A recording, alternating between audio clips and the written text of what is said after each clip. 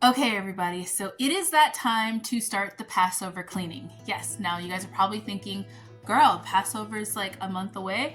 But as you guys know, we like to get everything good and clean. So we are starting it. I'm actually starting it pretty late. Normally I start it like a month and a half to 2 months ahead of time, but we're going to start today.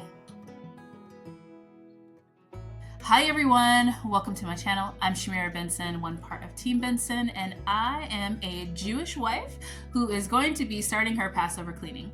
Now, my Passover cleaning is always one of the most grateful times that I have because it allows me to touch everything that I own. And that's one of the things that I do, and that's one of the reasons why it takes me so long, is because I go through everything that I have and I decide if it's something that brings us joy and we should keep it, or if it's something that we can donate and help somebody else. So this is why, one of the reasons why I love Passover cleaning, because it allows me those moments. Now, my Passover cleaning starts in the one place that I am super grateful for the most, and that is my garden. But before I do that, I'm going to show you guys my Shabbat flowers that I just got from Trader Joe's to kind of spring up the place. Okay guys, so here are some of the spring purchases that I have. Now, I always like to have flowers, especially when it comes to like just the different, like getting ready for the holidays and stuff like that. I was trying to find blue, but I found a pink and kind of like a little white. So I'm loving that. It is going to replace over there where my poinsettia was. And then I am trying out Mexican oregano. I'm going to do a whole video on this tomorrow on why I chose Mexican oregano versus regular oregano, but basically it's supposed to be able to hold up well, and I really want to have oregano just in the garden. So I will do at like all times. So I will do a video on kind of like the benefits of that. I got a couple of citruses while I was at the AZ Worm Farm getting this one, and I got some lemons because I need to do some preserved lemons, and then I just love grapefruit. So they had some beautiful grapefruit, and all of their citrus was like 3 for $2, or no, 5 for $2. So I was able to get kind of like a couple grapefruit and then mainly just some lemons that I'm going to be preserving up. This one I got at Trader Joe's. Trader Joe's has the best flowers, guys. Now, I always grow a Genovese basil. Sometimes I start it from seed, and usually even when I start it from seed, I do still always have one that I get from Trader Joe's. It lasts in my garden and it does really well. I usually hide it by a tomato, and it grows pretty good. So I have this one. The one that I have in my garden currently is not a Genovese basil, it's a tower basil. So it doesn't have these big, beautiful leaves like this. These ones we use for caprese salad, which we will have tomatoes coming up here. So I wanted something for caprese salad. And then I got these flowers, which look at how pretty they are. They are mums. And then I got a different type of eucalyptus.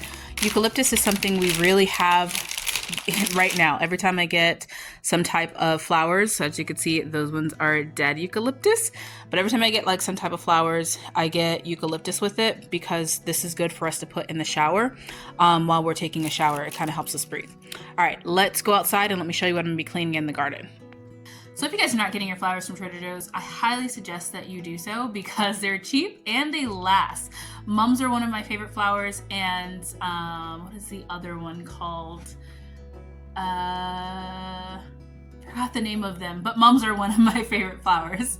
So you can get flowers for there, make your Shabbat table like really gorgeous, and bring in that like little spring vibe and just kind of make everything a little bit happier. So let's go outside and I'm gonna show you guys what we're gonna start to do. I'm not gonna be doing it because it's super windy out right now. So we'll be doing that over today and on Sunday. So hopefully it all gets done before my garden tour on Sunday. Okay guys, so here is the garden, which let's just say that these are not Roma tomatoes that were supposed to be in Tomato Alley. These ones look like Roma tomatoes, but those ones definitely are not. So that's kind of annoying. But this is the garden that needs a nice cleanup. Now, when I say cleanup, I mean things like I need to start getting these greens really picked down, like all the way to their nubs. Sorry guys if it's super windy.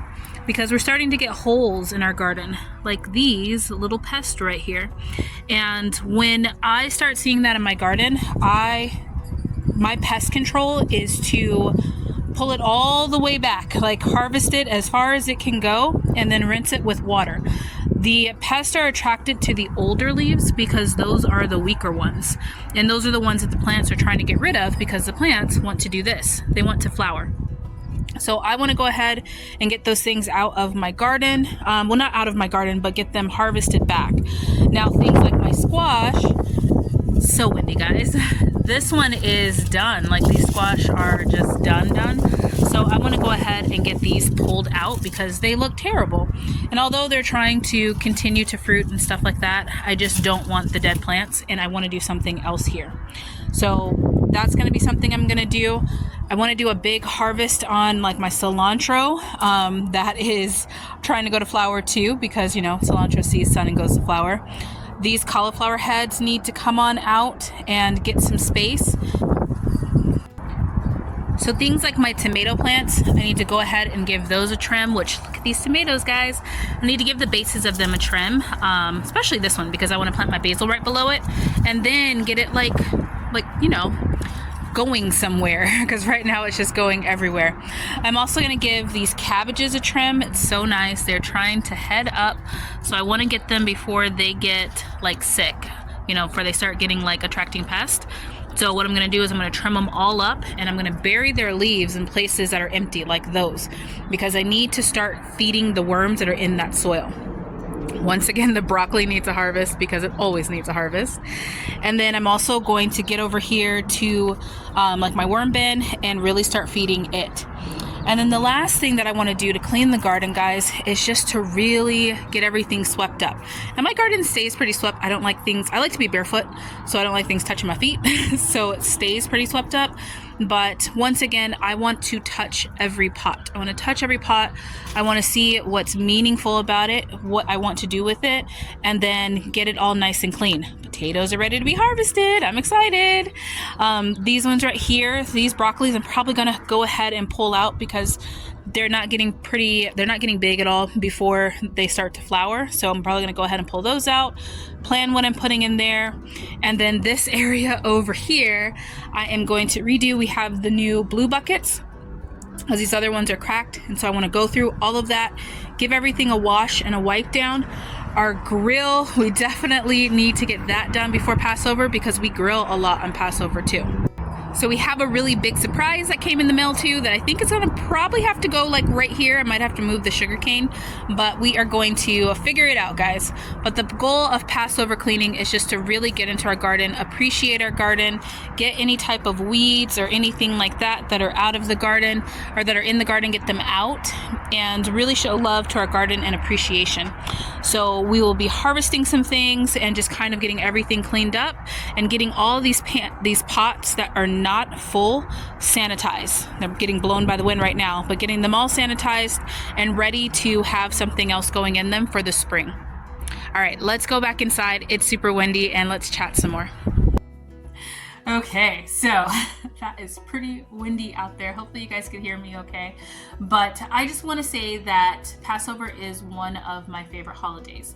And it is a way of breaking free from things. If there's one thing that Passover kind of gives us when we do like our Seder, a lot of people ask me too, like what kind of Jewish that I am, and we are Ashkenazi Jews. And so we do things, we don't get rice on Passover, but our Seders are, I guess in a way, kind of, it's really, really involved in conversation. And so one of the things that I love about Passover, and I think my family loves about Passover, is being able to really reflect on what it is in your life that has been enslaving you. That is always the biggest question that we have during Passover, and that's a part of our Seder dinners, is what is enslaving you? Let's recognize it, let's talk about it, and then let's find a way to move past it so that then it's not enslaving you anymore. So that could be anything from like work enslaving you, financial enslavement, all the different things. Maybe it could just be something like a habit that you're doing that you want to break. So I want you guys to start thinking about that. It's a question that I think about starting as I'm cleaning my house and thinking, what are the things that I'm keeping? What are the things that I can donate? I want you guys to think about it. And if you know what it is already, comment down below. Let's break chains and get ourselves out of things that are enslaving us. So until next time, grow yourselves a garden, because even a small space can provide you with tons of food. Bye guys.